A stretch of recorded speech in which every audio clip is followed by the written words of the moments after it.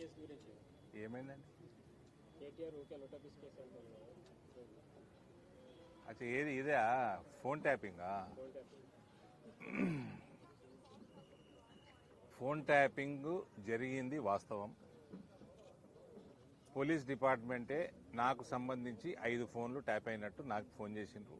మా ఇద్దరు సెక్రటరీలది, నావి 3 ఫోన్ నంబర్లు. అందులో ఈ ఫోన్ కూడా ఉంది. నేను మ్యాక్సిమం కల్వకుంట్లని తిట్టింది ఇదే ఫోన్లో.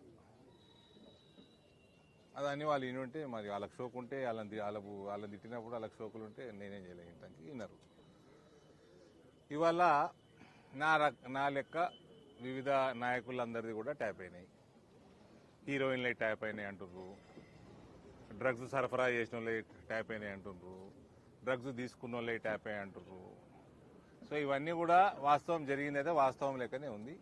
ఆయన చెల్లె కూడా ట్యాప్ చేసిర్రు, ఆమె భర్త ట్యాప్ చేసిర్రు అని కూడా చెప్పింది.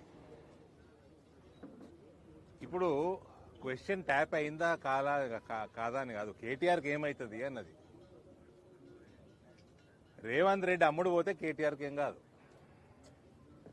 రేవంత్ రెడ్డి ప్యాకేజ్ లేకుండా నిజాయితీగా ముఖ్యమంత్రిగా ఉంటే వీళ్ళు లోపల పోతారు.